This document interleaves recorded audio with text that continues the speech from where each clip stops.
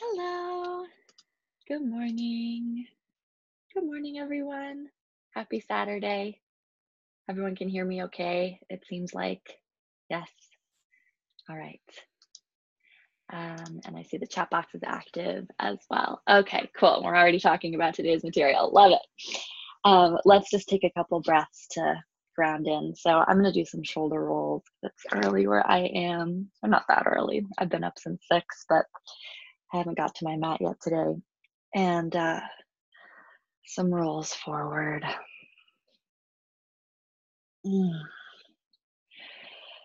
And just inhale deeply wherever you are. Close the eyes.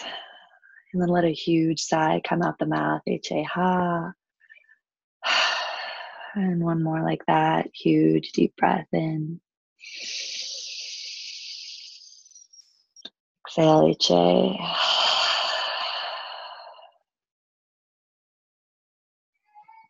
Good. And then maybe take the left ear to the left shoulder. Chin into chest. Right ear to right shoulder. Chin into chest. And last time to the left. And if you want, before you open the eyes, you can even just flutter the lips. Maybe take the head, however feels intuitive. And as you're ready, blink your eyes open and come back to our space together. All right. Hi, Jen Hall. Jen's here. That's exciting. Nick, Bex, Sophie, so good to see you all. So we have poses to look at today. We have 4 poses to look at, and then I also wanted to go over the material that was assigned for today. So let's start. I want to spend about, not more than 15, 20 minutes, hopefully, on the material review, because I want to make sure we can dive into looking at these poses. They're really juicy poses. Triangles, like one of my personal favorite poses. So let's just review the big takeaways from B.2.6. And actually, before I begin that, do we have a student teacher who wants to kind of volunteer and share us their takeaways with all the material that was assigned for today? Because that could be helpful just to bring us all on the same page, and then I can go into a little more detail.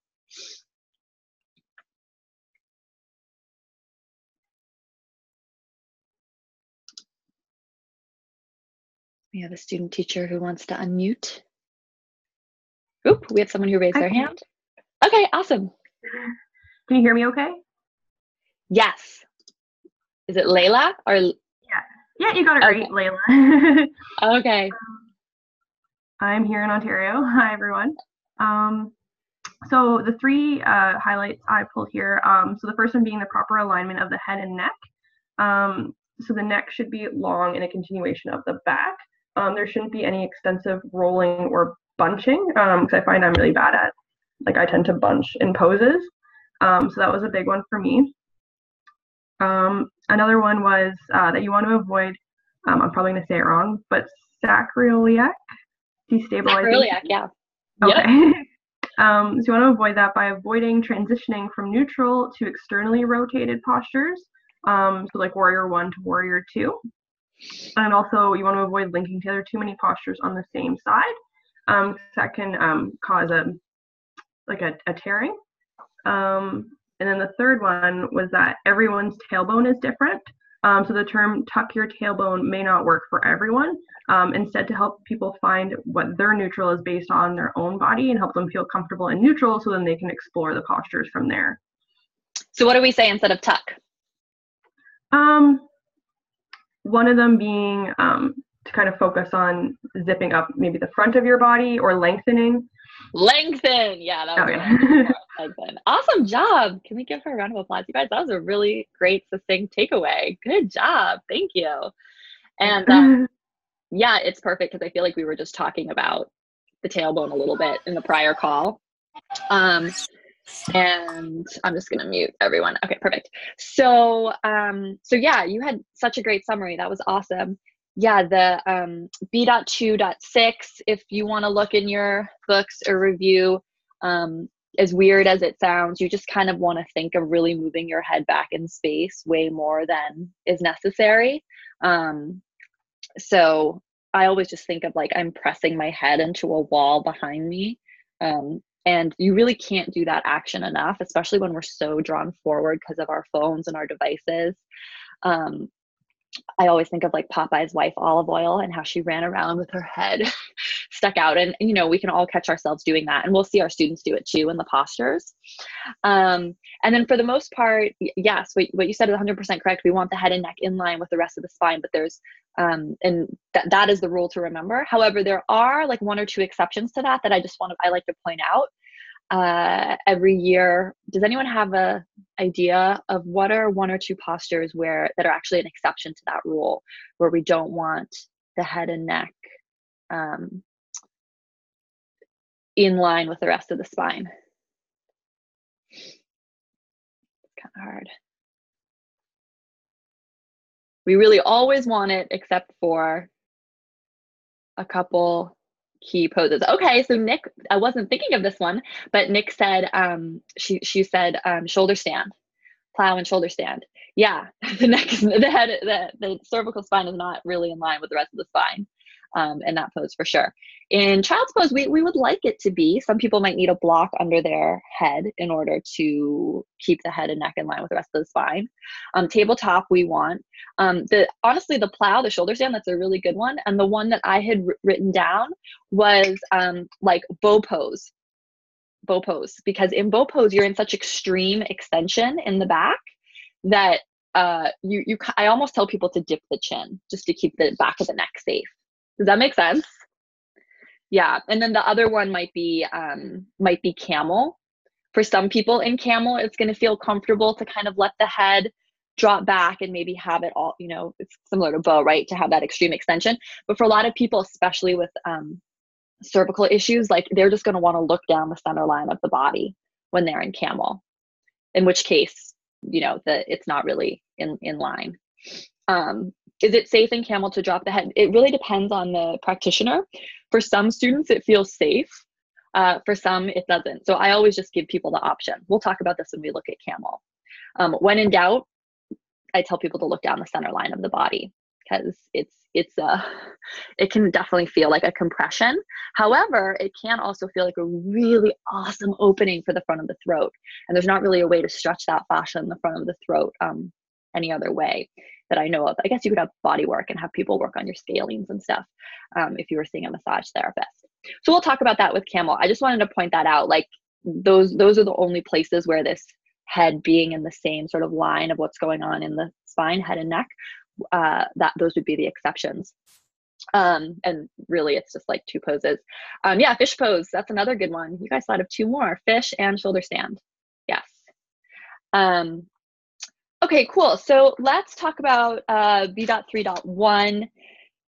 We learned about the pelvis. This is so important. The pelvis is amazing, and you'll appreciate it even more when we go into the fascia information.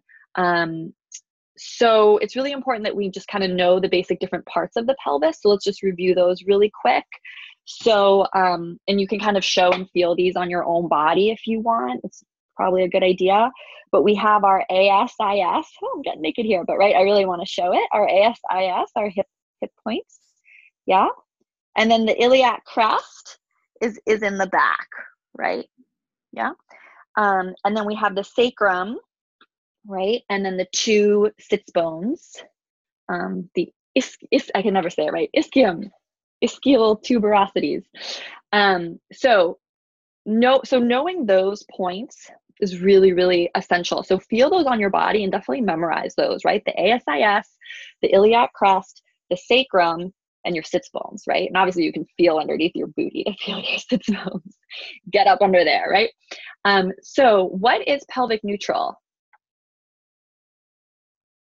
Someone want to put in the chat, using the kind of points that we just talked about as a framework, then what is pelvic neutral? How would we describe pelvic neutral using all those landmarks?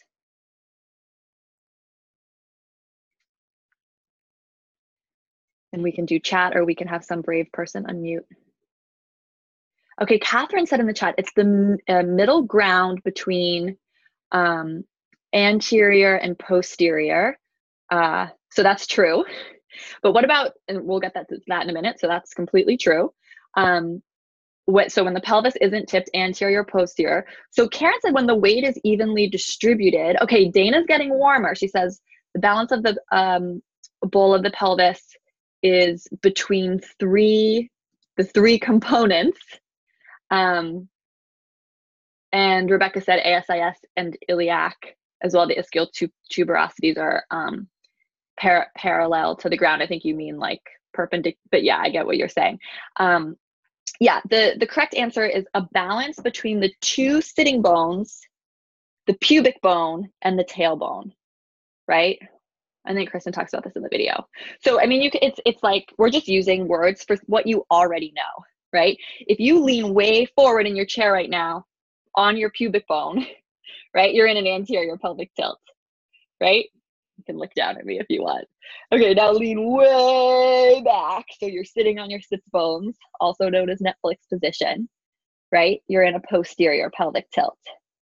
But if you come between the two and the tailbones then kind of just releasing downward, so there's this balance between the two sitting bones and the pubic bone, then you're in pelvic neutral.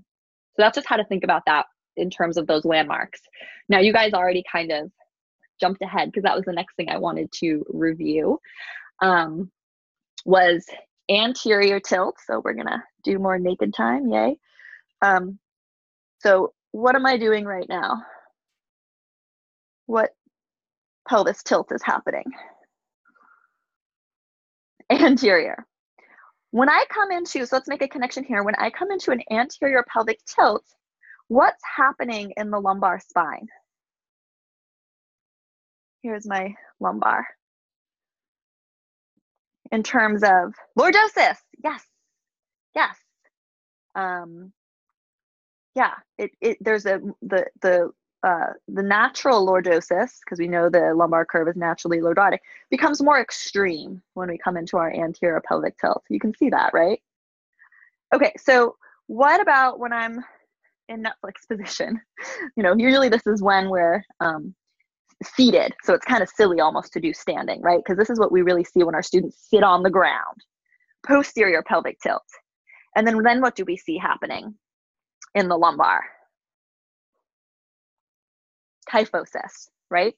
So something I wanted to, so a big concept to take away here is that our goal in yoga is to bring the spine into its neutral curves, right? We want to bring everyone into neutral, which means the lumbar, which is naturally lordotic, has a gentle lumbar curve. The thoracic, which is naturally kyphotic, has a, very gentle thoracic curve. So it's to bring everyone back into what neutral looks like for them, which might have been long lost, right? Because our spines get funky as we grow up and we do all sorts of different habitual daily activities.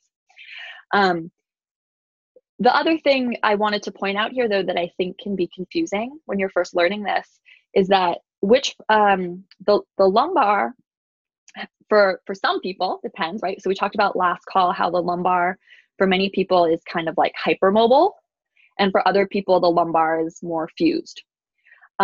Overall, the lumbar has more range of motion than the thoracic. Remember, we saw that by actually looking at the vertebra. So we know that that's true just by the design of the shape of where the transverse processes were and all that. So something to remember is that with the lumbar, it's easier for the lumbar to hyperextend, but it's also easy for the lumbar to come into Netflix position, right? Think about when you sit down on your couch and you're just like channel surfing, right? So we end up sitting back on our sits bones. So our lumbar spine here in this situation, when we're sitting in Netflix position, it kind of joins the sacrococcygeal section of the spine. It's just totally rounding. So the idea I want to give you here is that whether the lumbar is in extension or flexion, right, overly lordotic or overly kyphotic, it's because of the failure of our abdominals to hold our spine upright, to hold the lumbar in its neutral curve. Does that make sense? So we need to strengthen our abs, not just so we can lengthen our tailbone down, but we need to strengthen our abs so that when we sit at our desk, we don't like sit back in Netflix position, right? Okay, cool. So I just want to, does that make sense to everyone? It's super, super important. Okay, cool. Because you'll see with so many of your students, they'll kind of be maybe booty poppers when they are doing standing poses, or maybe not. And then they sit down on the floor, and what happens? They're like leaning way back, right? And then you're going to need to give them a meditation cushion or a prop, yeah. And then sometimes people have a lumbar that just has less range of motion, right? But even so, finding the neutral curve for them might be more of like feeling like they're going to release the tailbone a little bit. Yeah, someone stuck in posterior, they need to relax down there. A lot of times, what I find, or what I found when I did body work on people, is that people whose lumbar was really fused, they had a lot of tightness running in and through their psoas, right? So this whole area of the lower body and the lower 2-3 chakras just gets like frozen somehow. So they kind of need to reawaken. Body work will be great for them. Yoga will be great for them because it'll be just kind of getting them connected with sensation in those areas of the body again. All the hip opening will be fantastic for them. All the forward folds. And in the standing postures, you just want to tell them to relax the tailbone, right? So they don't need to think of it lengthening so much if they're in a perma pelvic thrust, right? They don't need to think of it lengthening. They kind of just need to think of it releasing. Yeah. Okay. So I think we already talked a little bit. Transitioning from warrior 1 to warrior 2. How many people do this regularly in classes or places where they practice and it doesn't feel, yeah, it's pretty normal, right? I feel like I see it all the time in the studios I go to. Do you like, or maybe we can hear from 1 or 2 people, do you like, or even before, I'm talking before you learned anything that we're talking about in training today, did you like or not like that transition? And there's no right answer, right? This is all in some ways subjective. Yeah, Esther. I prefer to like add a downward dog in between warrior 1 and warrior 2 because I feel it's easier to set my hips and alignment up properly because the feet just sort of moving. I don't know, it just seems smoother for me if I step back into downward dog and then step back into warrior 2. Yeah. Or step up forward. Yeah, thank you. Yeah, what you pointed out is completely true. We're going to learn about this more as we look at warrior 1 and look at warrior 2, but the feet placement is completely different for these 2 poses. Feet placement is completely different. Yeah, sorry, go ahead. No, that's why I find that step back and then step back allows just for better alignment, and I find it cueing easier and students feel that alignment better because they're able to concentrate on that as opposed to figuring out how to sort of slide their feet across the mat. Yeah, it's kind of like you have to do, if people are going to change their position of their feet so that they're doing it correctly, which we hope they are doing it safely, there's like so much shuffling that has to happen with the feet, right? We have to go from feet kind of hopefully hip width apart, maybe in warrior 1, and then that heel to arch alignment in warrior 2. And if you guys don't know about this yet, we're going to talk about it more later, so don't worry. But yeah, it can put torque on the knee. Someone said it feels weird on their hip. You know, for others, maybe it feels fine. But knowing everything we've learned about, it's like, even if you don't fully buy into the whole anatomy piece of it, it's just like a totally different base. Yeah, right? Well, like the feet are just in totally different places. So what I would encourage you to do is to do what Esther's saying, which is to bring people back to dog and then have them come into warrior 2, right? Or, you know, however you're sequencing it, you could even have them step up to Tadasana and then step back again. But to take that transition really mindfully, because I think a lot of times it's taught where it's just sort of assumed like, oh, people can just sort of magically shuffle between these 2 poses, which are so different and ask for different foot placement and different hip alignment. And then we have the sacroiliac destabilization reason, which Kristen also gave us. Yeah. So yeah, usually when something doesn't feel so good or so right in your body, there's a reason, and you want to listen to that. So yeah, Allison is saying this is validating. That's good. I've always disliked this transition. It's just even before I did my first teacher training, it just always felt really weird and unstable. So know that now as you go out to teach, you don't have to sequence it that way. So that's great. So then we talked about the difference between the male and female pelvis in this material, which is just so fascinating and so fun. We can just do a quick test of all your guys' knowledge, but for my little Skelly friend, here he is. Let's give him a quick, or let me see, I might not be big, so let me make myself big. Is Skelly a boy or a girl? What do you guys think? Boy. I got 2 girls and a lot of boys. So those who are saying boy and those that are saying girl, why are you saying that? The pelvic arch is smaller, right? So this is how we know it's a boy, less than 90 degrees. Okay, cool. So that's pretty clearly laid out in the video. I definitely encourage you to, it's fun. Obviously you don't have x-ray vision with your students, but it's just really interesting to understand, I think, how we are so different, and really it's just for childbearing purposes, right? Okay, so the last thing, I think there were some homework questions here, so I just want to make sure that we go over them. Okay, to tuck or not to tuck in 3.3. So let's just go over the homework for this. Are booty poppers in an anterior or posterior pelvic tilt? Anterior. Okay, everyone's clear on that.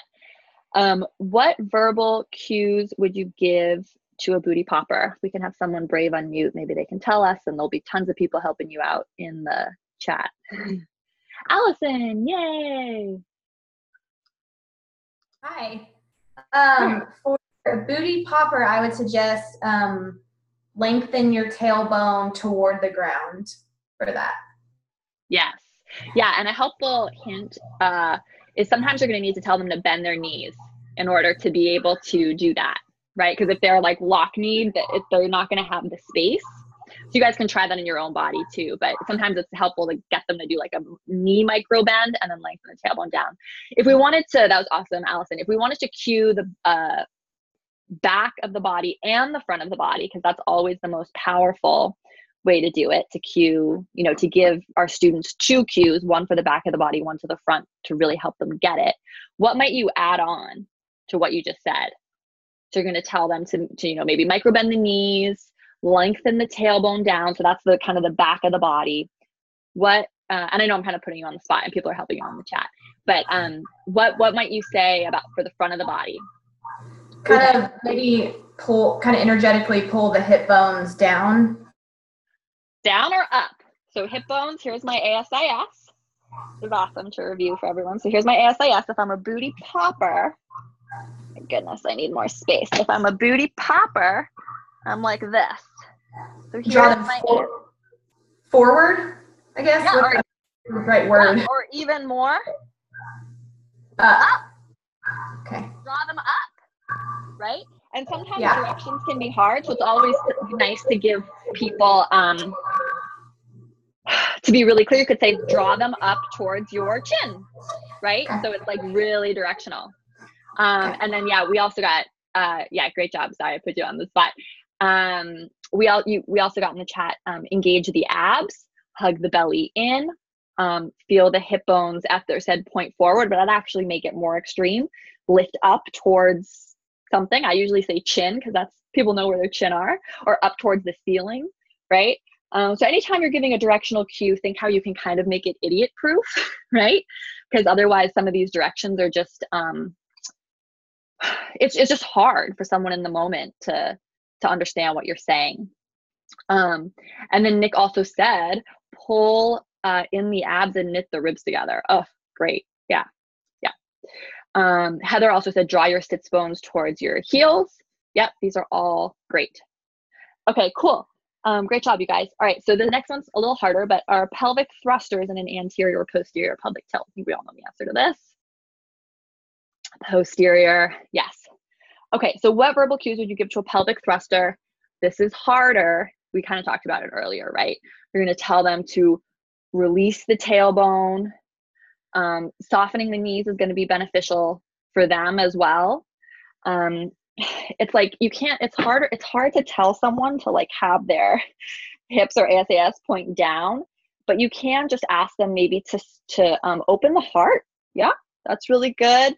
Or just to soften. Sometimes just saying soften to these folks I found is helpful. So Heather said, lengthen your pubic bone down while feeling the belly kiss up. Woo, that was awesome. Yes, yes, really, really good. So yeah, maybe saying something about the pubic bone, moving down, relax your tail, make sure the pelvis is right under the hips. Yeah, they're harder to cue. Because usually, and also like what I found is usually people who are pelvic thrusters, it's like not even fully under their conscious control because their fascia in the low back and the area of the pelvis is just so tight that it's kind of like fused and frozen. So it's not really like, it's not a hypomobility thing where they can like fix it really easily, right? It's something that's going to happen over years and time. Yeah, you could say stick your butt out is the right idea, but for them, they're probably not gonna be able to really do that. It's gonna be, or if they do, it'll feel very artificial. It'll throw the whole rest of the spine out of alignment. Sophie wants to say something about this. Let's hear.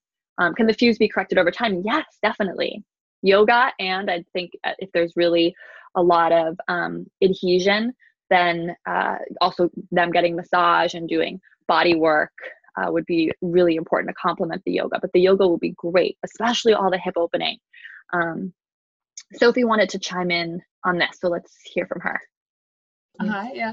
I got a really nice cue from a teacher in Amsterdam, and it works for the booty poppers and the pelvic thrusters, but even more for the pelvic thrusters. She said we can imagine we're a dinosaur with a very long but also very heavy tail. And first you imagine that you feel the length all the way to the tip of the tail. So you actually lengthen back, and then you release the tail to the floor. And then you get that action. So first the length and then the placement of the tail on the floor. And I found that helps for both pelvic thrust and booty pop, the combination of the length and the weight down to the floor. So I just wanted to share that. Oh, thank you so much for sharing that. That's awesome. I love that visual of the big dinosaur table. Thank you, Sophie. That's great. Yeah, I'm going to work with that. I really like that. Yeah, I also love to talk about just the tailbone being heavy, but again, that's a little bit more targeted towards the poppers. So, but yeah, then it like releases like the dinosaur. I kind of get what you're saying. That's cool. I love it. Jen had put in the chat, is it more or less bad for the spine to be a pelvic thruster than a booty popper? Okay, that's a really great question, because really there is no good or bad. It's just we're all striving for neutral and to meet in the middle, right? So it's really just different physical experiences, right? Like the booty poppers, you know, more at risk for injuries in some ways because they have a hypermobility potentially, right? But the person whose low back is sort of fused or kind of frozen, you know, they're potentially, they're just so bound. It's like the fascia is so rigid, right? That they're, you know, that's not a good place to be either, right? So it's not like one is worse than one is better. It's like, that's why we come back to the goal of we want we want the spine in its neutral curves. We want to bring all the different parts of the spine into their neutral curves. We're not like trying to take an iron and like iron out the curves of the spine and get everyone ramrod straight, right? The beauty of the spine is that it has that S shape. So we want to maintain the neutral curves of the spine. Does that make sense? So the goal isn't we're all like tin soldiers.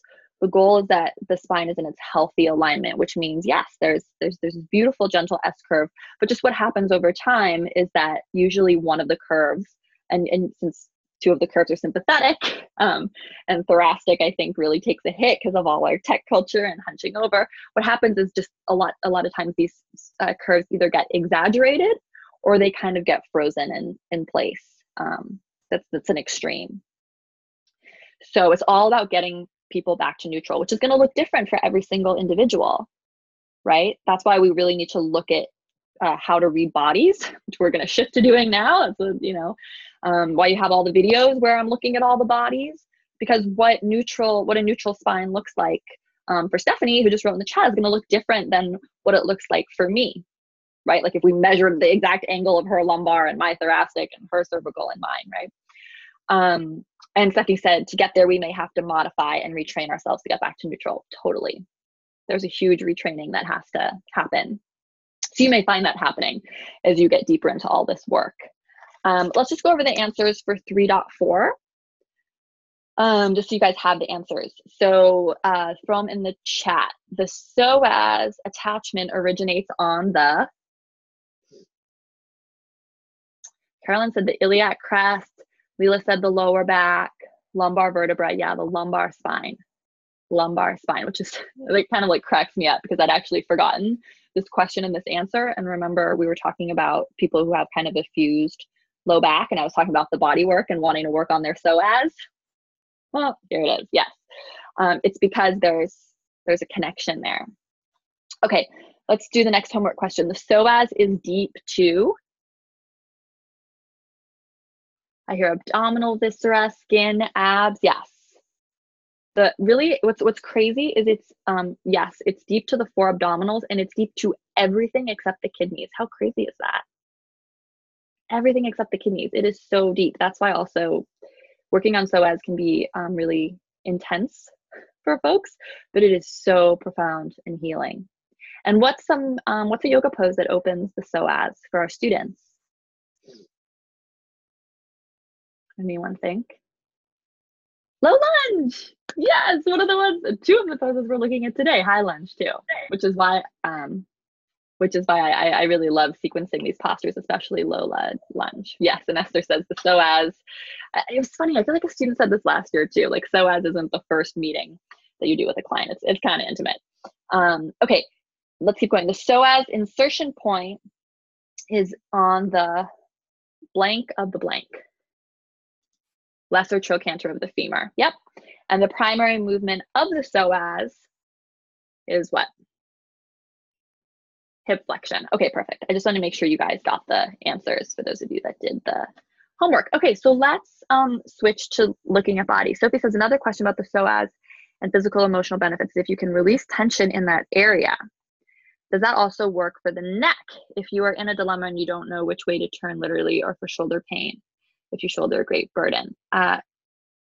Yes. I almost want to table that question, and let's talk about it when we do the fascia material, because you'll see that everything is extremely interconnected. And I think you'll really like that module. Okay, so let's switch over to the screen share.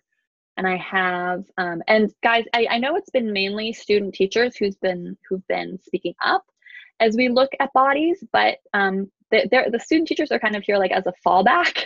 Everyone should be speaking up and feeling free to unmute and, telling people they want us to look at. You want to look at, because we're not physically together in person, looking at your fellow students' pictures, as well as watching the videos of me where I go over all the pictures is super important, because otherwise this is all just theoretical.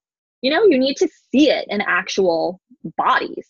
And then we're going to practice teach later today on the call. So student teacher or another brave soul, is there someone in the Ardha Alana, which is our low lunge folder, that you wanted to teach or talk to or look at? And I can whip through a couple while we wait for someone to volunteer. Well, maybe I'll throw out some questions. So Ariana I love her hair. It's like so fun and beautiful. How do we feel as her teacher about her lumbar? Do we feel like it's in too much extension? Do we feel like it's kyphotic? Do we feel like it's in a really good neutral place? What are people seeing? So just, and of course, like, where's the chat? Okay, thank you. Here it is. It looks great, right? It really looks like it's in neutral. Does everyone see that? We were like so happy with this low lunge. And her ankle is directly over her knee. It doesn't look like her shoulders are up by her ears. She's even smiling, right? We talked a little bit about in the last call, maybe tiny sickle through the back foot, but like subtle, like a 5-degree sickle. It looks great. And we talked about, I was saying last call about curling the toes under or not during, cat and cow and low lunge and stuff like that. So again, it's totally up to you. Feel it in your own body. Pros of curling the toes under is I think it can sometimes give an even deeper psoas stretch. Cons, it can put more pressure on the knee, and especially if people, it also depends how quickly you're moving. So it's really a yogi's choice type of situation. She has her hands on the thigh, which is great. Can anyone unmute and say maybe one thing that tell her if they were if you were Billy's teacher? Just shout it out. Hi, this is Kristen. Hey, Kristen. Okay. Hi. If I were her teacher, she looks great, by the way. I would probably have her work on her abdominal engagement in terms of to help open up the front of the pelvis a little bit in the back of like really drawing the left hip bone towards the left rib a little bit more. Yeah. Like line that hip bone up. Awesome. In order to make sure that it's not falling into, because from here it looks a little, and I can't tell on pictures exactly, but it looks like she could be falling into sinking into her joints versus abdominally pulling up and in. Do you guys agree? Maybe she could squeeze her inner thighs together. That might be a really good first step for her, because that would help this right femur come back in space and this left hip come forward in space, right? So we're always seeing that scissoring action for our students. And then once she has the hips a little bit more square, just like she said, engage the abdominals. And it's so awesome that she has her hands on her knee. I actually would like her to press her hands on her thigh, just so we don't press on the knee, because we know grandma's China, right? But then once she squares the hips and gets a little more action in the legs, squeezing the inner thighs together, she could press her hands into the thigh and maybe lift up a little bit more. She could use her abs to pull in, and guess what? That's going to give her this really nice psoas stretch that she may or may not be feeling right now, right? And then looking from the ground up, I also want her heel centered behind the widest part of her foot. If we were going to go, from the ground up. Mandy's saying, is her knee going a little too much over her ankle and toes? It's hard to see from this angle. It might be. It looks like also because her foot is a little bit externally rotated at the ankle joint, that the knee also might be kind of drifting to the right edge of her mat. But I think if she squeezes the inner thighs together, a lot of that will self-correct itself. Right. So overall it looks really good. But I think the biggest thing that you'll see in low lunge, and we'll look at high lunge in a minute, is that people's legs aren't engaged. And let's use Bushra as an example. Do we think her legs are engaged? Yes or no? Is she squeezing the inner thighs together? Yes or no? And Kimberly Smith, I saw you raised your hand earlier, so I'd love to hear from you on another pose. Yes, right? Like yowzers, her legs are engaged. How can we also tell that her legs are engaged? Let's think about the pelvis.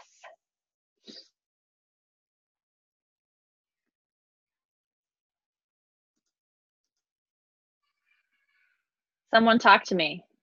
The pelvis, okay, so Dana says the pelvis is neutral. So, okay, interesting. It's not sinking down. Her pelvis isn't splayed sideways. Okay, guys, this is the best trick. Use this your whole life. Her ASIS are in line.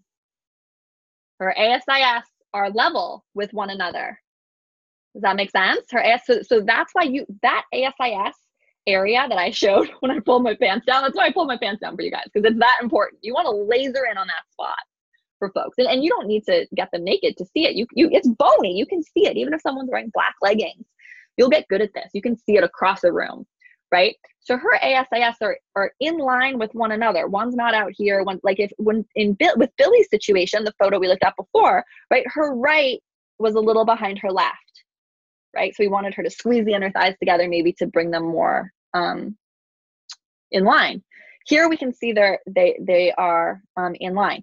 Is it possible, this is my next question, her abs are engaged and lifted, her shoulders, I think, could release down, right? So she's someone who, my guess is she's a maybe ex-gymnast, like, kind of achiever type. So she's like all like, which is great. We want that in the lower body, but then we want the upper body to soften, right? For her to relax her shoulders a little bit. So next question for you guys, low lunge. Is it possible to do low lunge with the pelvis in neutral? What do we think? Okay, Alexandra says no, Nick says no. Yeah, so if we were gonna do it and have the pelvis in neutral, should need to be almost like on this knee, should really need to back up, right? If we're gonna feel the psoas stretch, what happens is that the pelvis comes into what? An anterior or posterior pelvic tilt? Anterior, right? It's just not anatomically possible to keep it in neutral and still, get that nice psoas stretch and sink into the lunge. So what becomes our guiding principle then when we look at students is, can it be moving as close to neutral as possible? The energetic actions that are going on in the rest of the body are supporting it to move towards neutral, even if it's not in neutral. And that's going to be true for every pose we look at, right? So even if the pelvis is in, an anterior pelvic tilt, how can we be shoring it up, supporting it with the abs so that energetically, muscularly, it's aiming towards neutral? So I'll just move through the rest of these really quickly so we can look at the next pose. But here, this looks pretty good, right? Same here. Again, she's another person who could do some shoulder softening, but we don't see her, what I call dumping into the low back, right? A lot of students you're going to see, they just hang out in their joints, which means they just let their pubic bone just kind of fall towards the ground. Everything's splayed out. So even though it's a low lunge, we are engaging through the legs. So she could squeeze her inner thighs together more, right? And maybe if she bent her elbows, her shoulders might also relax down the back a little bit. Looks really nice from the side. So I just want her to engage muscularly a tiny bit more, squeeze these inner thighs together a little bit more, get a little more lift. Same here, right? So you're going to see all very, very common things. This probably feels like a really good stretch for her, and she might be someone who now we want to focus on the strength aspect, right? Can she squeeze the inner thighs together?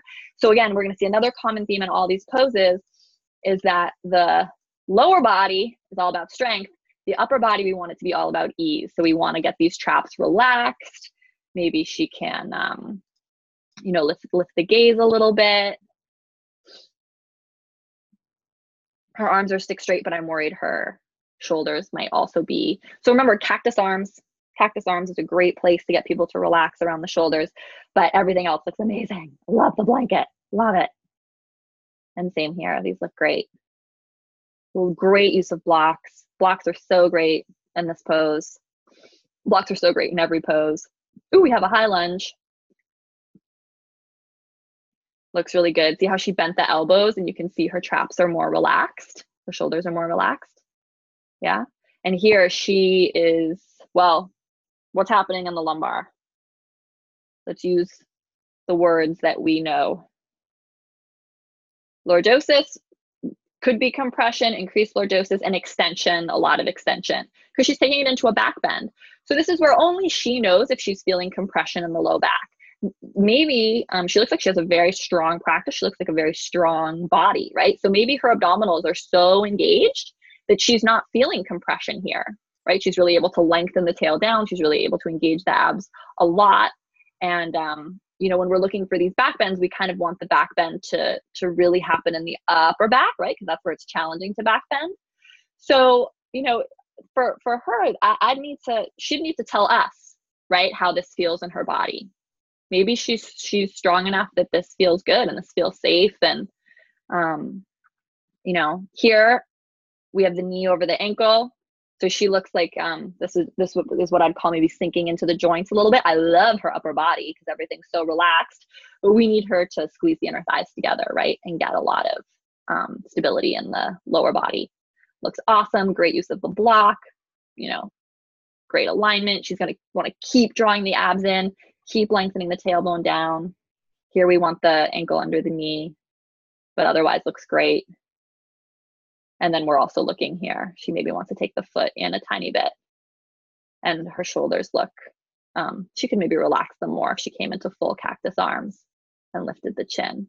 So, okay, this is an awesome photo because we're not even seeing her from the front. We can't even see her from the front. What's going on? Are her ASIS in line? Yay or nay? Nay, right? Right? You can see just by, it gets so easy. So what do we need to tell her?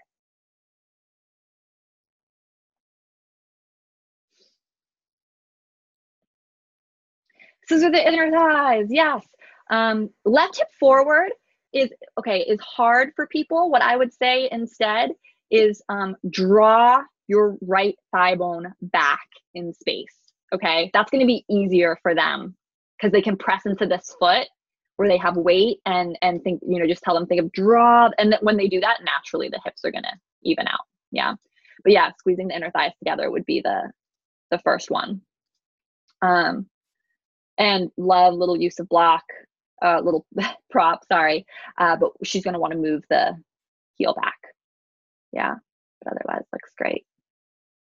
Same, right? So you're always just looking for those 90-degree angles. And we'll look at high lunge now, but guess what? It's like exactly the same. It's exactly the same. The only thing we need to talk about that's different is the back leg. So the same thing we talked about the pelvis with the squeezing of the inner thighs together, the same, right? We want the ASIS in one line. What gets a little different and a little complicated is that we're farther from the ground. And what happens to a lot of people when they straighten the back leg is what?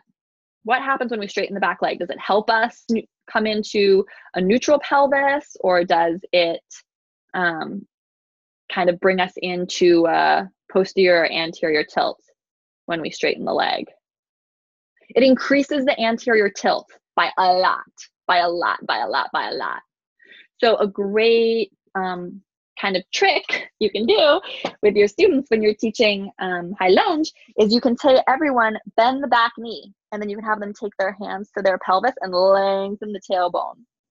Right? So have you ever done it where the teacher just kind of, in your high lunge, they actually just have you bend the back knee and lets everyone find their neutral pelvis. And then they say, keeping your pelvis like this, slowly straighten the back leg.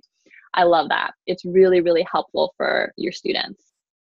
So just to whip through these really quickly, I think for her, her ASIS aren't in line, right? So she needs to squeeze the inner thighs together. And then the other thing you want to really look for in this pose, which I talk about in the video, is energy out the back heel, really pressing the back heel away from you violently, like think of it pressing into a wall. And then it's just like, is the back knee straight on purpose, or sorry, bent on purpose because they're modifying, or can she get it stick straight? In which case we really want it straight. So Vicky's saying, yeah, scoot the back leg forward. I don't even think it's so much forward. I just want her to energize this back leg and squeeze the inner thighs together. Megan says, if there are knee problems when bending the back knee, is shortening the stance an acceptable alternative to fix the anterior pelvic tilt? Yes, totally. Great question, Megan. So she needs, what do you think? Let's look from the ground up.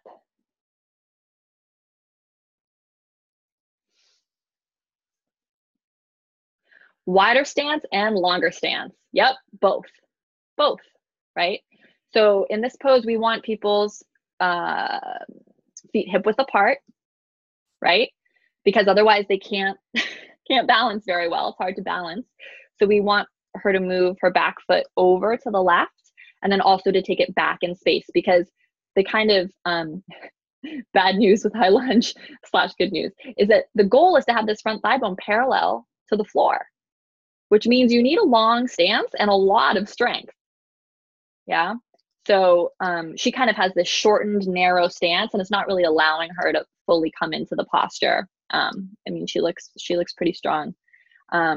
Looks great, right? And you can see she's really, is her pelvis in neutral? No. Is she working it to, really try to get towards neutral? Yes. Yeah. And we see energy out the back heel lifted.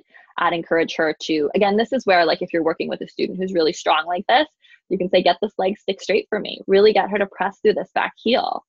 And then you can encourage her to bend the knee even more. Can she get this thigh bone parallel to the ground? Everyone has like a next step to go to. That's what's so fun about the practice. So here we say the same thing for Billy, and it looks like she's not on the toes, right? So this is another place where it's like, can she scoot the foot back and be on the toes and have the heel really pointing out? But look at this awesome 90-degree angle here. Can we just get a little clapping for her on this? This is hard. She's working really hard. And we want her to soften the shoulders. Pelvis looks great, but we see she needs to bend into the front knee more, right? Bend into the front knee more, maybe lengthen the stance, more energy out the back heel. We want to get her on her toes. So again, she's someone you could challenge by saying, bend the front knee a little deeper. You're going to see in a lot of the warriors, that's the way you're going to be able to challenge and encourage your students, right? Can you bend a little deeper into the front knee? Can you pull your abs up and in? Yeah, and then she can also relax the shoulders for sure. Stance, right? We want to start with her stance. And if coming into a longer and wider stance feels uncomfortable for her, she can stick with low lunge, right? Here we have another person who loves to back bend. So only she knows how this feels. I'm a little bit worried about lumbar compression for her, but only she knows. Looks great. I'm just kind of going through these quick just to see if there's anything. I'd encourage her to try to get this back knee stick straight and to dip the chin, right? Dip the chin, dip the chin. Awesome. Love how she has the hands on the hips. That's a really great teaching technique that you can use, is to have them have the hands on the hips. Why is that so helpful? Based on what we've talked about. Ooh, awesome variation. This is so strong. Love this photo. Also so strong. They can feel the ASIS. Yes. Another great option with the blocks. Be careful with the blocks that students' shoulders don't rise up to their ears. Hers aren't. Yeah, the hands to the hips helps them find their own ASIS in space. And use this yourself. This looks great. I'd even encourage her to lengthen the stance, heel higher, bend into the front knee more. She is super strong. And then maybe cactus arms. Woo, looks awesome. Okay, so here she could really benefit by resetting the pelvis, right? Resetting, by that I mean bending this knee and then taking her hands front and back, right? Because look, her tailbone's pointing like this way right now, right? So we wanted at least aiming down. So she really needs to pull the abs in and pull the ASIS up towards her chin, right? To start, even if pelvis is not going to get neutral, but how can we get it closer to neutral? Gorgeous. Only she knows how this feels for her. She's similar. I don't know. I'd love to see, again, we all have different preferences, right? If this feels safe for her and her low back is feeling okay, then it's gorgeous. Maybe she can squeeze the inner thighs together a little bit more though. This looks almost like a warrior one. Maybe she can lengthen the stance a tad. Looks good. Nice wide stance. Yay. Right? So look in the front of your room at your high lunge students and see if they have, like if her foot were here, can you even imagine how hard it would be for her to balance? It's awesome. She has a really nice wide stance. And when you say the wide stance, you need to tell them, have a nice wide stance left to right on the mat, right? Because otherwise they don't get it. And here we have a warrior one, which looks gorgeous. And we want her to press out this heel and straighten this back leg. Same. Can you press out the back heel a little bit more? If you press more out the back heel, what's it going to do? It's going to send this knee forward. So you're going to have true, well, sorry, my line got squiggly, but you know what I'm trying to draw, right? You're going to have true knee over ankle. Yeah. And guys, I like doing it with you guys because it's your bodies, and I want people to get feedback on the poses. Oof, this looks great, that they wanted feedback on. However, it's in the coursework too. You guys know that, right? There's videos upon videos of me doing this for like an hour. Let's look at triangle and side angle just really quickly, because I want you guys to have a lot of practice teaching time. Let's start at the bottom of the folder as a change. So totally different from low lunge and high lunge, because it's now heel to arch alignment as opposed to having the feet hip width apart. We got that, right? And then what you're really looking for in folks is, again, it's like lower body, super strong, kneecaps lifted, feet pressing into the ground, upper body, you know, soft, open, shoulders relaxed, all that kind of thing.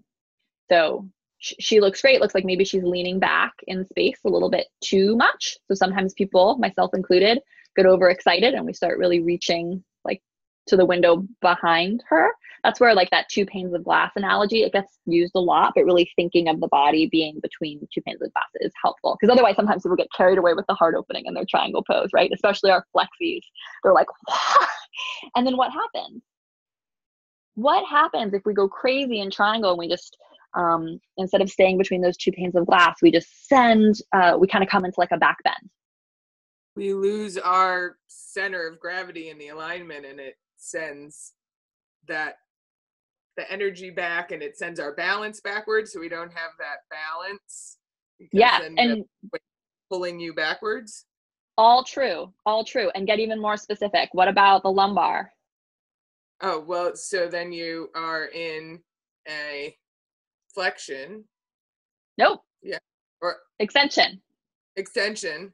You start to hyperextend.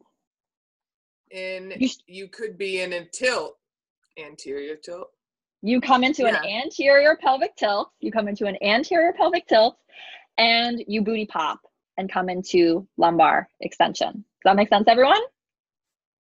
If you throw the upper body back, and she's doing great here. This is why we say in triangle, lengthen your tailbone towards your heel, right? And draw the abs up and in. And why the pelvis, we try to keep it in neutral, but the crazy thing now is yoga's so crazy, it asks us to do crazy things. Now it's asking us to just tilt it to the side, right? Please keep it in neutral, just tip it to the side. Yes? If we start throwing our upper body back, then it's gonna, chai latte is gonna spill forward. We only want the chai spilling this way, right? We don't want the chai spilling towards her door. Does that make sense? Am I a crazy person? Can you guys follow this? Okay, awesome. Because when we talk about it this way, it gets practical, and I think it gets really fun, and then you can see it, like a teapot. Yeah. So these are all really beautiful. Here we have the bind. We'll talk more about binding later. She could maybe find more length in the spine if she chose not to bind, but you know, binding is nice sometimes. And then she has the really great heel to arch alignment. So remember, always look at your students from the ground up. You're gazing from the ground up. The hyperextension is an issue in this pose in the legs. Other than engage the legs, so yeah, we don't want people to hyperextend. We do want them to engage the legs. Your hyperextenders, you're going to ask them to microbend the knees. You're going to ask them to microbend. And blocks in this pose are great. People can look towards the floor. They can look towards the sky. She's a little bit booty popping, I think. So would maybe, if we were her teacher, would stand behind her, would pull her torso towards us, right? Would ask her to knit the front ribs in. Looks great. Wow, looks really nice. What's going on with her? Her hand is all the way to the floor. Let's see. Great use of block. So yeah, guys, go through these on your own. Oh, I love this use of the block. This is awesome. I'd bring the block even closer towards her, maybe. Her block tower. Here she's touching the ground, but she's losing. Remember, every time you touch the ground or bind, you lose the length on the underside of the body. Right? So if she were my student, I'd bring her a block. I'd just say, put your hand on your shin, and she's going to be able to breathe so much deeper. And honestly, I think she'll feel better with a long spine, as opposed to kind of compromising the underside waist. Gorgeous. Ooh, creative prop usage. So what about her stance? What would we say for her stance if she were a student?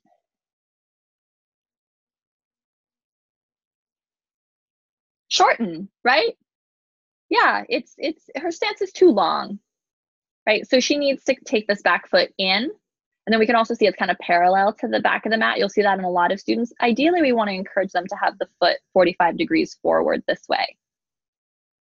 Yeah.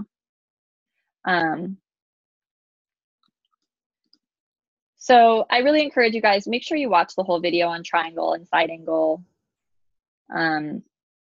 Oh, this is cool. So I love this side view, because from the side view, what I can see that I'd want to do is I'd want to take a block at the highest height on the outside of her leg, have her put this hand here. And then do you see how that's just going to take her head like over here? She might come up a little bit, but I think she'll just feel a lot more alignment, and there won't be any booty popping, and she'll be able to pull the abs in.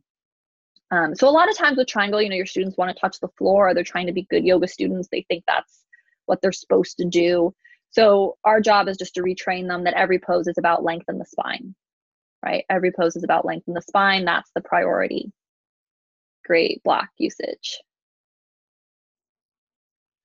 Here we see the back foot issue again. So I talk a lot more about this in the longer video that you guys can check out. Really nice. Good use of block. And, you know, sometimes people ask me about the block. Should it be on the inside of the foot, the outside of the foot, highest height, second highest height? It depends on the student, right? Totally depends on the body that you're working with. We want the back foot in a little bit more. Yeah, so she has a really long stance. It seems like it's maybe working for her. I don't know. I'd maybe heel toe the back foot in a little bit.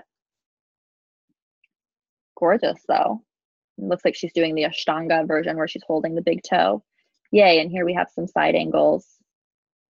So she, I think, would really benefit by taking the block maybe to the, either the other side of the leg or to the block at the highest height, right? If she took the block at the highest height, maybe she could knit these front ribs together. Having something to pressure down into when you have your hand on the block is really helpful too for your students.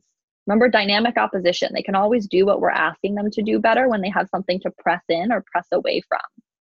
And I think she's using like a cereal box here as a block, and I love it.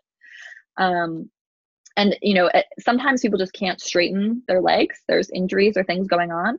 But assuming she doesn't have an injury, I'd try to get her to straighten this front leg. So saying things like press down through all four corners of your feet, you know, that kind of thing. But these look great. So beautiful. She wants to lengthen through the underside waist and turn that back foot in. I'm not convinced she has heel to arch alignment. Really nice.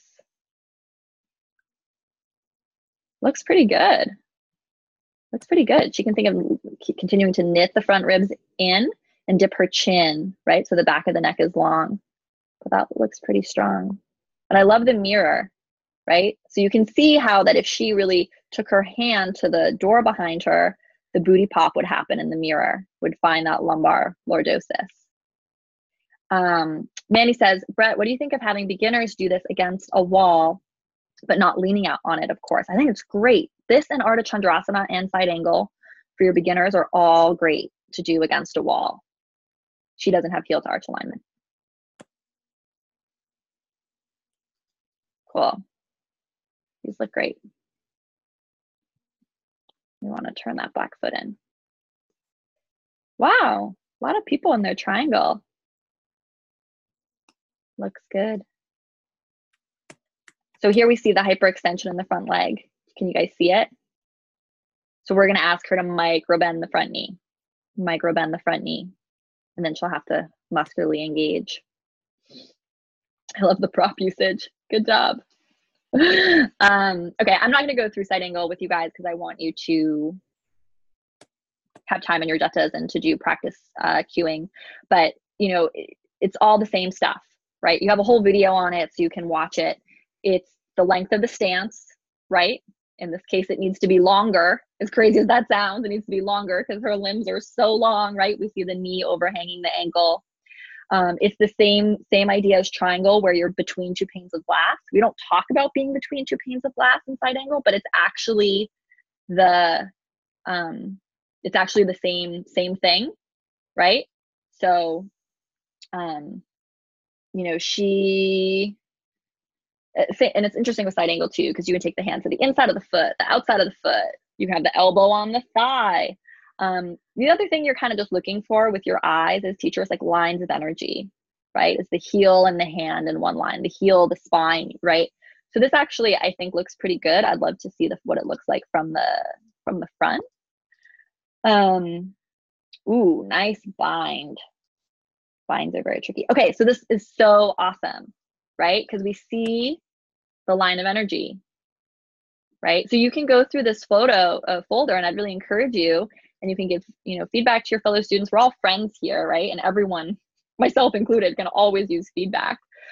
Here, it's like, is the heel to arch alignment really happening for her, right? It seems like she was maybe in like a high lunge or a warrior one, and, you know, she didn't really get that heel to arch alignment. So you guys know all this stuff, and there's a whole video on it. This is great. She clearly has natural lumbar lordosis. That's a little bit extreme, right? I'm going to guess she's maybe a booty popper. So she's going to really want to lengthen her tailbone towards her back heel and her side angle and draw the abs in, right? We can really see it from this angle. Everything looks great. It's like she's just going to want to keep doing that action. Yeah, looks awesome. The black tower again. I love it. This is interesting with her. Lori, I'd love to hear from you, like or you can tell us in the Facebook group, or if you're live, you can unmute. Do you put the blocks ahead of you because it helps with balance? I'm guessing? Because maybe a back of a chair could be even more effective and give you more stability. Otherwise, maybe you can lengthen the stance a little and take the blocks, you know, either in front of the foot or behind the foot. I'd just be curious for you with that, but it looks really great. Love it. Looks great. And then same thing. It's exactly the same as triangle, and that we'll see people's foot tends to be parallel. I think parallel to the back of the mat is okay. Ideally, it's in at 45 degrees. What we just don't want is for it to be kind of pointing towards the back of the mat. So that's the only thing I would want to encourage for her here, is to maybe turn the toes up. Great use of the block, and she can bend into the front knee even more. So even your students who are so strong, right? There's always something. And remember to watch this top shoulder too. Last note I'll leave you with. Sometimes that top shoulder gets up towards people's ear. When that happens, you want to ask them to bend the elbow, relax the shoulder down the back, and then re-straighten the arm. Such a great trick. You can use it in any lateral side bend. Okay, I'm just going to look and see that I didn't miss any questions. I have hypermobility in my elbows and knees. What's the advantage of micro bending versus not? You want to micro bend, because what happens is if you are a hyperextender, it will, yeah, it's exactly what Rebecca put in the chat. You don't, first of all, you don't want to rely on the ligaments. You want to rely on your muscles. So microbending is going to force you to muscularly engage. Caroline has hand raised question. Do you still have a question? I'm a big hyper extender. And one day when I was doing the wide-legged stance, I came back up and I had a large knot on the back of my knee. And what had happened is the compression on the front of your knee pops a bursa out on the back. So those bursa that we learned about, those little cushiony things, can actually pop out of the back of your knee. And that if you, between the muscular space and out of the articular cartilage, and you have to get it decompressed back in, because if it stays there, it can actually get a lack of, supply, and it can get inflamed and it can get worse. And that's a real bad bursitis. So I've learned to micro bend a lot. Guys, can you visualize what she just talked about? Because she did a really great explanation of it. So yes, if that doesn't encourage you to microbend, I don't know what will if you're a hyperextender. You want to microbend if you're a hyperextender. Yeah. Even if you're not a hyperextender, maybe just micro bend for a minute, really muscularly engage, and then, gently re-straighten. I do that all the time. I missed a question that Jen Hall reminded me of. Thank you, Jen. If the back foot feels better to be aligned parallel with the back of the mat instead of 45 degrees, is that okay? Yes. If it feels really weird, so she's talking about the back foot and side angle and triangle too, I'm guessing. If it feels bad to turn the foot in, sometimes for some people it's just like it feels like too much pressure on the ankle. Everyone's feet and ankle joint are really different. Parallel's okay. But I find for most people, if you can, instead of thinking of turning the toes in, sometimes it's just like thinking of moving the heel back a little bit. Get the difference? That all of a sudden it's like you're in such a stronger place and you're really able to root down through the heel in a new way. So maybe just if you're someone who like thinks maybe it doesn't feel so good for you, try that. Okay. All right. We have a question from Kimberly Smith. I have a random question. I'm trying to work on my posture. Is it normal to feel some stress in the thoracic when trying to sit properly? Well, I'd want to know more about what you feel, or what you mean by stress. But, oh my gosh, I could talk about this for like 45 minutes. But one thing to keep in mind with posture is that I think what a lot of people do when they're like, oh, I'm going to work on my posture. So I'm just taking my sweater off so you guys can see my body a little better. It's so cold here. I think a lot of people, when they say, oh, I'm going to work on my posture, what do? They go, can everyone do this with me now? Thrust your shoulders back as hard as you can and puff your chest out. What happens in your low back? What does that make you do? Lordosis, pinch, booty pop, right? It makes you booty pop.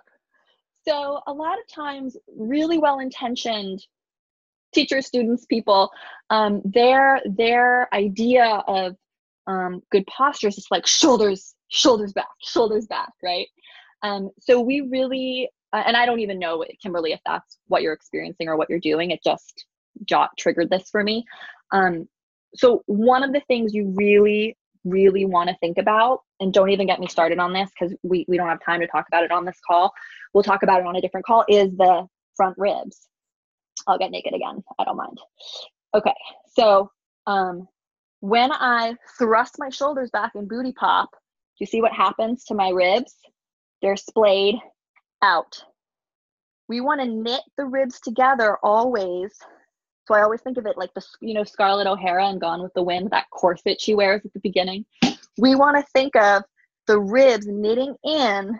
And when the ribs knit in, it really helps contain the booty pop.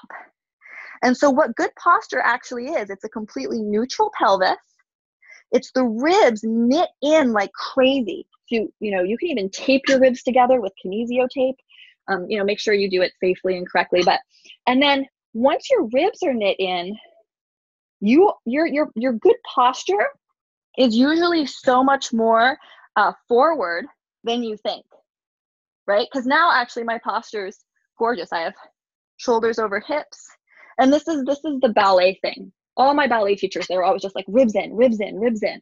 Because in ballet you're jumping and dancing, and if you don't have your power center, pelvic neutral is powerful. If you need to leap or plie, right? So to keep this short, if you're working on your posture, think about your pelvis. Think about pelvic neutral and think about knitting the ribs in, and it'll feel weird because when you knit the ribs in, your shoulders kind of come forward a little. So it'll be like, oh, that's weird. But then just relax your shoulders down the back and then just get tall through the crown of the head. And you will be in this like amazing position. Okay, let's do jettas. So, Jen saying, yeah, just keeping of the lower ribs closed. Yeah, especially if you booty pop easily. I really relate because I booty pop easy as well. And Pilates is awesome. This is like Pilates. I mean, I'm not a certified Pilates teacher, but my understanding is like this is the core principle of Pilates. And yeah, sitting up taller is going to help. Once you have all that, think of someone's hand on the crown of your head, but then do what Kristen talked about with the dipping of the chin a little bit as well. It's so much core work, says Jen Hall. It's really true. And Julie said I got that advice about the ribs from a physiotherapist. Glad they're saying the same thing I am. That makes me happy. And it makes a huge difference. It feels so weird. So just know that when you start doing this, it's going to feel, you're going to be like, what? you might feel like you're leaning way forward, but it's actually great. Okay. I want you guys to get to chat with one another and practice saying some of this out loud. So the Jetta assignment, I did print it out. The Jetta assignment is to take turns cueing Parsvakonasana to Trikonasana and Adho Mukha Shavasana to Ardha, Alana, and Alana. Okay, so what this is going to sound like is actually let's come from Adho Mukha Shavasana. So you'd say to your student, from downward facing dog, step your right foot between your hands, cartwheel your arms up, look down, make sure your front heel bisects your back arch, and you'll instruct them into side angle. Yeah. And then you'll say, okay, inhale, come on up, straighten the front leg, maybe heel toe the back foot in, bump the hips back, hinge from, the hips, and come into your triangle pose. Yeah. So you just want to talk that through. And then once you've done that, do the same thing for from downward facing dog. Inhale, right leg up, step the foot between the hands or to the right thumb, you could even say, because we want a little wider stance for that. Left knee to the ground, inhale, reach the arms up. And then maybe you say one other thing, like pull the right hip back, send the left hip forward. You could say squeeze the inner thighs together. And then you could have them curl the back toes under and press up into a high lunge. And then hands frame the foot back to dog. Do we have questions? It's just like I did this on the last call I led. It's literally just the awkwardness of saying it. You just want to get it out here with your fellow classmates and not have the awkwardness later. So if you're not joining for Jettas, sign off. If you're staying just 10 minutes, I really want you guys to talk this through. You can make some notes now, right, of what you're going to say. And then I'll bring us actually back together to talk about how this went so we can all share notes. And I'll put you in pretty small groups. Maybe we'll just do, like three people. So ideally, and if you have the space, guys, demo for the person who's talking. My office in our new setup is tiny, but if you have the ability to like do what they're telling you to do, do it, because it'll really help them see. It's so helpful to your fellow classmates. Okay, off we go. This is quick. Talk it through.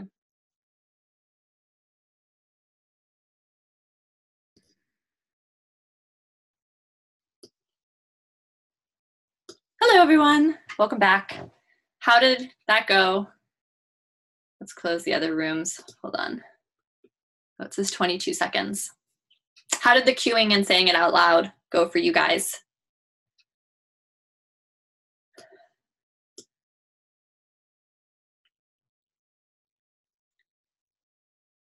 Anyone want to unmute?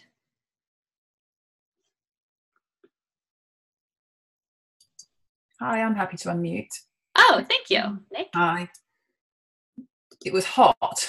I shouldn't have worn a jumper because I actually demonstrated and then Karen demonstrated for me as well. So, but I feel really warm now. But it's much harder than you think. I get really flustered and then I can't think what it is I'm supposed to be saying and repeat myself. But yeah, it was good. Common experience, yes.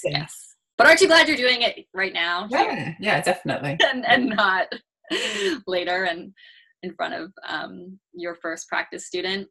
Cool. Any other questions or comments that came up? Thanks for sharing that, Nick. Brett. Yes. That's Allison. Hi, Allison. Sophie and we thought you said go from down dog into side angle pose and then into triangle.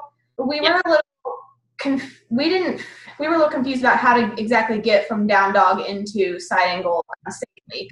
We thought some things felt kind of weird. So can you walk us through that transition? Yeah, so from down dog, the most normal transition, that you see the most, is just to step the foot forward. A lot of people can't step the foot forward, so they have to carry the foot forward. So if you're working with a beginner, something else you can do, we'll talk about this when we talk about sequencing. So maybe I made it too hard for today. I should have just done side angle to triangle to side angle. but you can actually have them step back as well from Tadasana. So you could have them start in Tadasana and then step all the way to the back of the mat. But then it's, you know, when I do that, I like to take them to Prasarita actually first. So they face the side wall and then they turn one toe forward. You following? Don't worry, because we'll talk about this when we talk about sequencing for beginners. So when you're teaching like in all levels or even an more advanced class, you can just from down dog, you can just tell people to step the foot between the hands. And then they find the heel to arch alignment that way, and they can cartwheel the arms up. You could also have them lift the leg in downward facing dog. So they get that stretch first and then bring the knee to the nose and step the foot through or something like that. But when you're working with someone who's really new, stepping the foot forward is hard. So they might have to carry it. You might have to take them to all fours first and then have them bring it forward. Or I'm going to show you when we talk about sequencing and sequencing for beginners, how you can actually have them step back. And there's a whole way that you can teach it facing the side wall that works really well. So yeah, good question. And yes, that is a little hard. And for low lunge, same thing. You could have from down dog, have them hit all fours. So they're in like table pose, and then have them carry one leg forward for low lunge. And then optionally let them take it up to high lunge. Is that helpful? Okay, cool. All right. Question. Yes. So I had a really hard time describing how to keep your left leg parallel to the. Okay, can you do a quick sequence from down dog to do a side angle? Because like I've heard my instructor say, okay, keep your left leg parallel to the mat, but then it should be at like a 45 degree. And I was really struggling with the sequencing from down dog to a side angle. Okay. So kind of similar. So step the foot between the hands, okay. Cartwheel the arms up to face the side wall, right? So now you've got them all facing the side, okay? Look down at your feet. Make sure your front heel is bisecting your back arch and that your back foot is at a 45-degree angle. Inhale. Exhale, take the elbow to the thigh or hand to the block or whatever. So you can have them do a self-check. Is that helpful? It's a lot of work, but. I think we were like panicking because we only had 10 minutes and we were like rushing through it and you're like, ah. It's a lot to get out. I mean, honestly, sometimes for side angle and warrior 2, you just get them in it. So you just say front heel bisects back arch, because that's the first most important thing to have them kind of get right before they're in the posture. The back foot at 45 degrees or 30, you can fix after the fact, right? So sometimes I even cue that later. Right? So you kind of get them in the posture and then they can adjust that. So it's kind of like your first set of cues, which are like urgent. We need them to face the side wall. We need this basic foundation. And then you can refine it a little over time. So if you're panicking, trying to fit it all in, you can always wait to say that piece about the back foot later. Because also you might want to wait pending your class. You might look at your class and everyone has the back foot at 45 degrees or parallel. And then you're just like, oh, I don't even need to say anything about that. I can cue other stuff. Or you might see your class, and if someone or 2 or 3 people have the back foot literally like facing the back corner of the mat, that's where you could say, everyone look back at your back foot. Make sure your, back toes are, angled forward. And sometimes people will try to angle them forward and it ends up more at parallel, whatever. At least you kind of helped the triage of it facing towards the back. That's really helpful doing it after, because doing it as I was flowing really caught me up. Perfect. Yes. Awesome. Carolyn, did you have a question before we go? Well, just not a question. We noticed a couple of things. We weren't cueing breathing, and I realized I probably wasn't breathing trying to direct people myself. I was like, okay. And then I think we found, and it was right at the end, is actually doing the pose and saying it to direct the other people. Because when you're just standing there directing them, we were just hesitating and falling all over each other. And then when we started doing it ourselves and saying what we were doing, it flowed. There was some flow there. There was no flow before then. But after that, it seemed to work.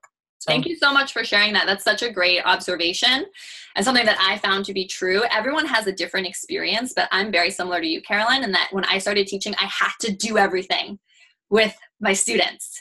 It really, really, really helped me figure out how to cue and say things. The issue with this is that over time you want to use that as like a crutch, especially right now when you're just like figuring out how to even get the words out. Do it with your students because it's so great. But then we'll talk about this a lot more later. But as you start teaching over time, you kind of then want to wean yourself off that, because when you're doing it with your students, you can't watch them as effectively. It's harder. So just keep that in mind. But for now, for where you guys are at right now, especially like YTT, Bridge, I don't know, but YTT folks, this is all new. What she suggested is so great, because by feeling it in your body, and we're all different. Like, she's clearly very kinesthetic, so am I. Some people, it's easier to stand still. Like, it really depends. But I think that's a great, great tip. Do it and say it. And then when you get more comfortable saying it, then it's like you don't need to do it so much anymore. Do you find that students prefer seeing you as the teacher actually doing it so they can copy you, or do students prefer that you're watching them? Phenomenal question. So I'm going to say we're going to table the question. It's such a good one. It's just like, it's so deep. And we actually have a whole module called In the Studio Positioning, which is just going to talk about this, basically your whole question for like an hour. So you're right on. And we have a whole section on it. Because it's like, when do you demo? When do you not? When is it valuable? When is it not? Where do you want to be in the room for different poses so people can actually see you? And there's so much thought that goes into all of that. But yeah, we have a really detailed module on it. So awesome. Yay. Yeah. Great question. Great question, you guys. Great questions. Great job saying it. Say this stuff. Just keep saying it. Even if you're in the shower, or say it out loud as you do your own practice. Start talking to yourself as you practice. Inhale, arms up. Exhale, float. Just talk through what you're doing. It doesn't matter if it sounds all wonky. Just getting the words out. Literally half of being a yoga teacher is just muscle memory.